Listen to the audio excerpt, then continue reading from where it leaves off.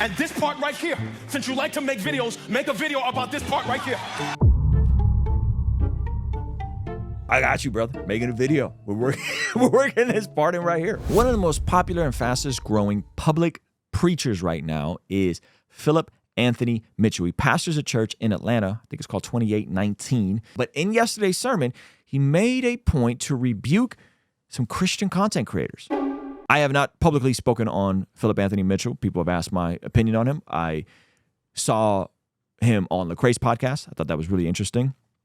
And I have seen some clips here and there. What I've seen, I've enjoyed. I got friends that go to his church. So this was clipped together by Joy 105.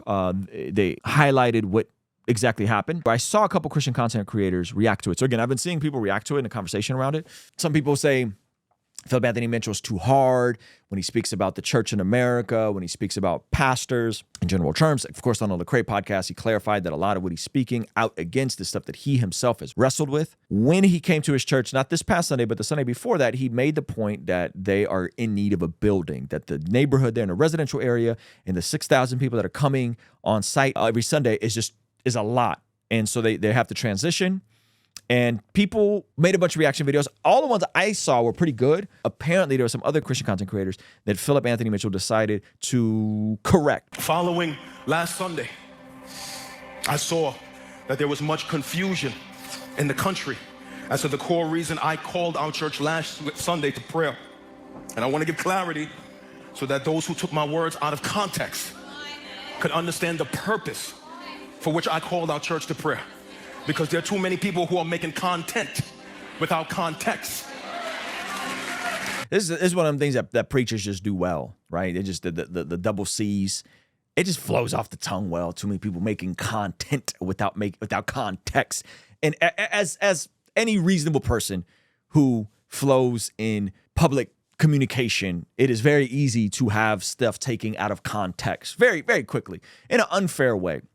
And so I appreciate these moments, to say the least. Our church has rapidly grown by the thousands over the last couple months. So the little caption here said, this was not a plea for money, he stated empathetically. Instead, Mitchell shared that his request was rooted in faith, asking God to intervene in a way that only he could control. And as a result of that, it has stressed this facility and this community, okay?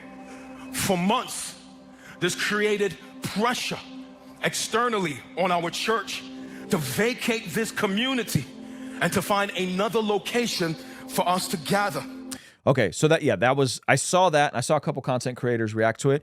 And yeah, it just seems like they were in a tough spot. Our church is in a residential area, so I actually empathize with him, where we could be doing great work, but just people on Sundays don't like a bunch of cars on their street, and they're not fond of that. From one standpoint, I would be like, yo, you guys are tripping. Like, we're a church, like, leave us alone. From another standpoint, I understand if you lived in a community that's a residential community and there's hundreds of cars that are being parked, or you do an event, an outreach event, and there's thousands of people coming, that might be a bit irritating no matter how much notice you get, right? So I understand, and I'm glad that in the first time around when he said it, he didn't come off as charitable to the felt needs of the community in terms of them feeling like there was too much tension in the neighborhood. And it's a small street too, apparently. I don't know the details, but apparently it's a small street too. So, and this time around, he seems very charitable towards the neighborhood that they're in. And I like that. I appreciate that.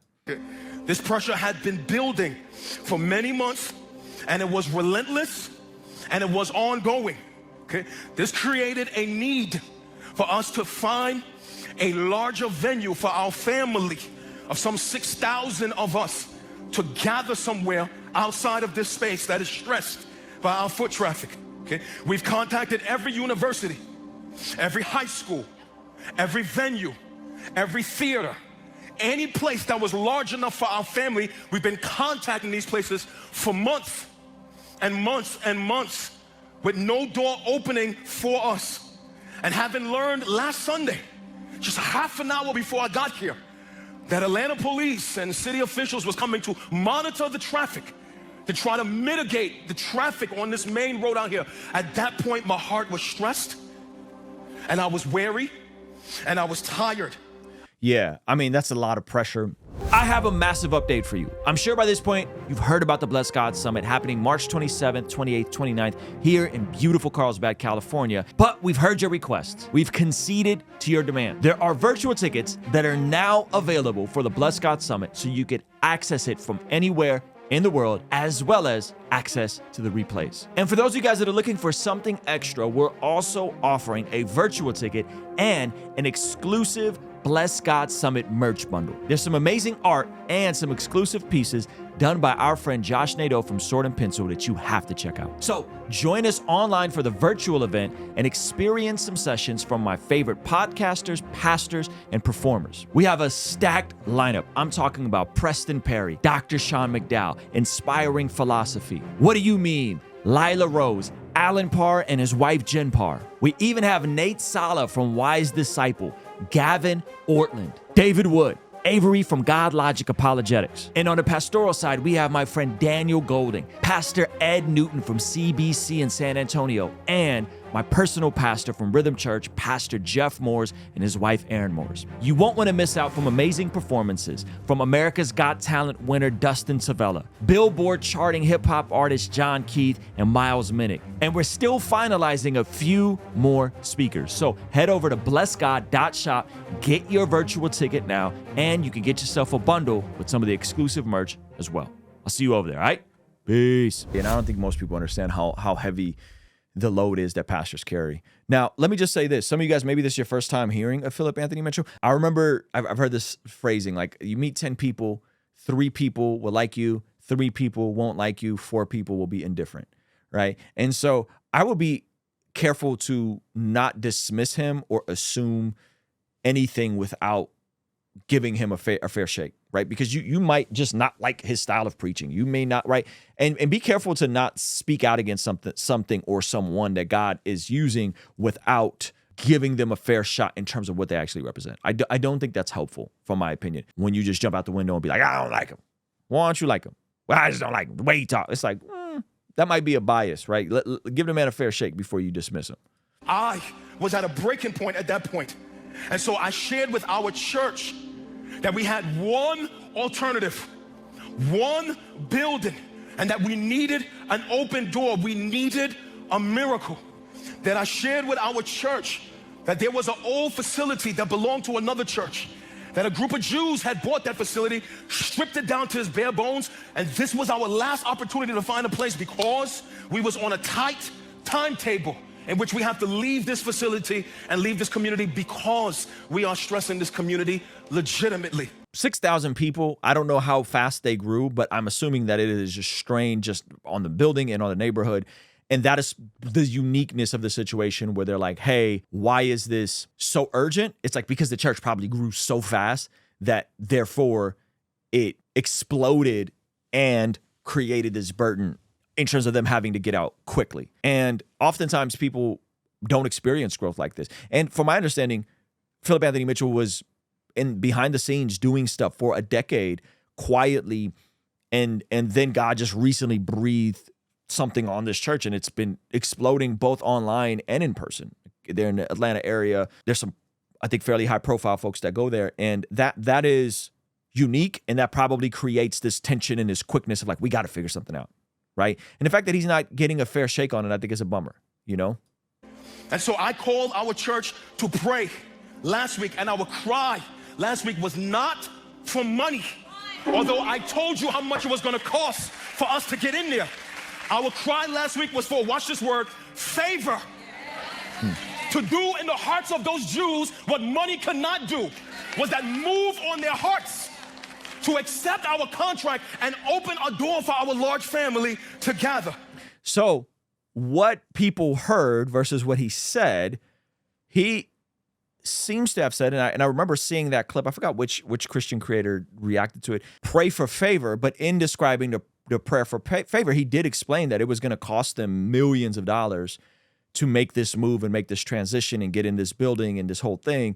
And so though he said pray for favor, it sounds like people heard give us money and that he was begging for money, but that's not what he was doing. Now, he explains why that's not what he was doing. Many people took my words out of context and spend the whole week creating false narratives that I stood on a platform and was begging people for money. Family, listen to me. That is a gross mischaracterization of who I am as a man, and it was a gross taking out of context my words. So if someone goes on stage and they say, hey, we need X amount of dollars to make this move happen, we don't have any other options, we got 2 months left in this building, pray for favor, and you hear, oh, he out here asking for money, is that the fault of the preacher and the communicator, or is that the fault of the person who's hearing what they want to hear? I will say this, it doesn't seem like they're hurting for money. It doesn't seem like he's asking for money. It doesn't seem like he's hurting for money. Only because I know some folks that go there. The folks I know that go there are well off. They're very generous, and I don't think this church, the money I don't think is the issue. It's the move in 2 months in a facility that could handle 6,000 people. That's what it seems is the issue. And in that, yes, money is a part of it, but what he goes on to reveal here in a moment, I don't think money was the issue. It is to assume that we have been poor stewards. It's to assume that God has not been financially kind to our church, and it's to assume that the gift of one person could deliver us from our troubles. This is inaccurate information. I would not have stood up on a platform in America, any place in this country, and beg anybody for $1. For you have no record in 12 years of pastoral ministry. Not a sermon, not an event of Philip Anthony Mitchell ever standing on a platform and begging people for money like our church is in trouble. I'm the same person, the same pastor that had a service in an arena and took up no offering.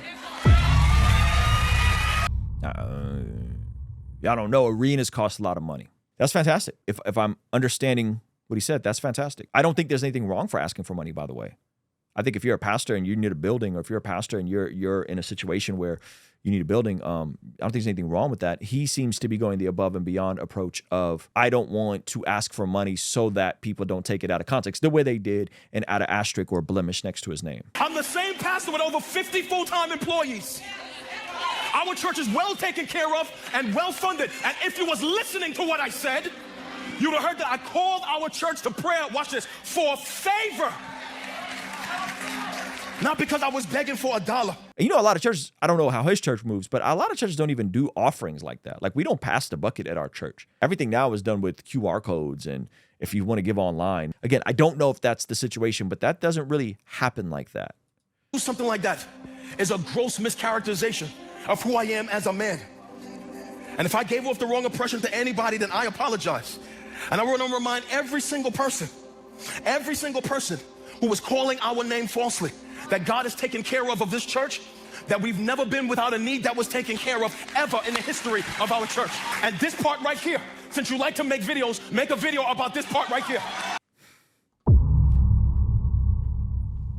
I got you, brother. Making a video. We're working this part in right here. Easy. The pain you heard in my voice last week was the pain of a father that was concerned that he would need a roof over the head of his children in 2 months from now. Now I'm done with you.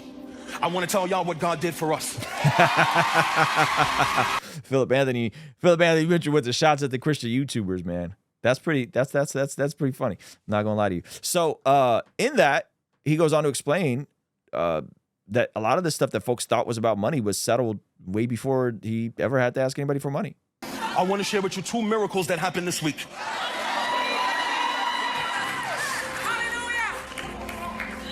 The first miracle, not one of money, but one of need for favor. We as a church, thousands of us, got down on our hands and knees last Sunday and cried out to God to move on the hearts of a group of men to open a door for us. And last week, while I was in Dallas preaching at a network in Dallas, I was at this place at a table when 24 hours after we prayed, I got a text message that said that those men, for whatever reason they did not understand,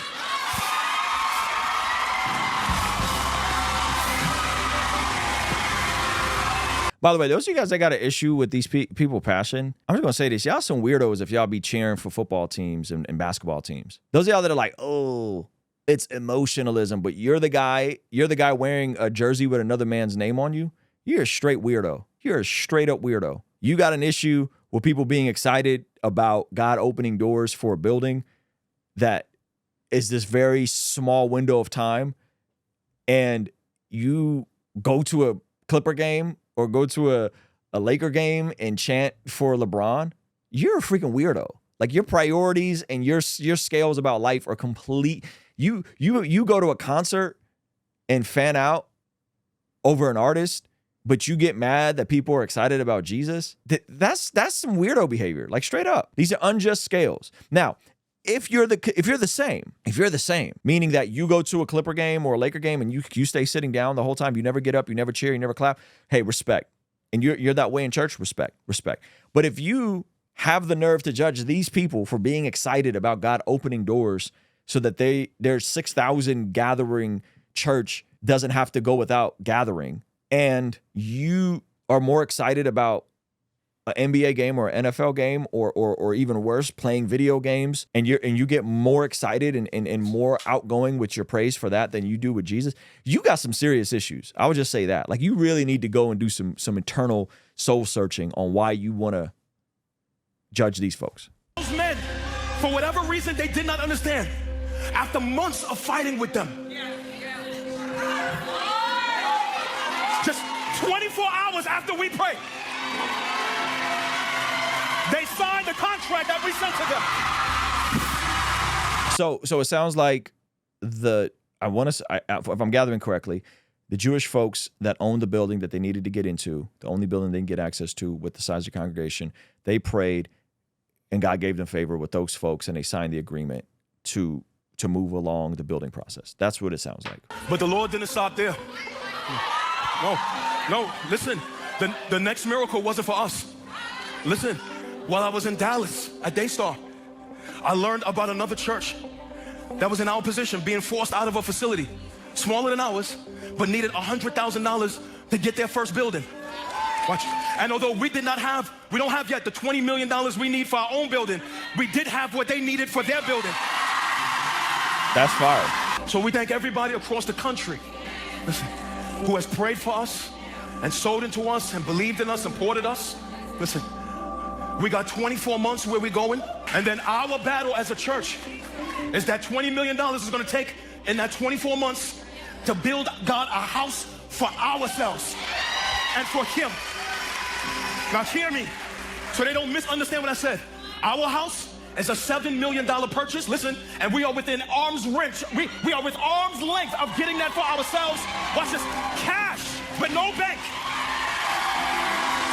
Like, as I told you guys earlier, I don't think they're hurting for finances. That's not meant to be in a derogatory sense. Like, I don't think what he was asking about last week was a need of people giving more. It seems like they're doing just fine financially. They're helping other churches get buildings. They got $7 million or $6 million cash to get this building project started. I think they're fine. And it does seem like some people kind of took him out of context from what I'm hearing. Someone pointed out earlier that perhaps he shouldn't have used the word persecution for what they were dealing with in terms of the community. I mean, that's a fair argument. Like, if he used the word persecution, which again, I don't remember exactly what he said in the previous thing, but if he used the word persecution and it was just legitimately people in a community frustrated that their community is getting a lot of people pulling up, I think that's a fair critique. I don't remember if and how he presented it, but I understand that. But this idea that he was up there begging people for money, I think is a bit exaggerated at least. I hope people will be a little less critical of folks they don't know and things they don't understand and expressions of worship that they're not familiar with, because that's unfortunate, to say the least. And I think that there's so many unjust scales with how we operate these things and so much, unfortunately, thinking the worst of people. Hey, thank you so much for checking out the video. Please be sure to comment below and subscribe and all that good stuff. And check out this other video that YouTube seems to be recommending just for you. Let me know if they nailed it. All right, I'll see you over there. Peace.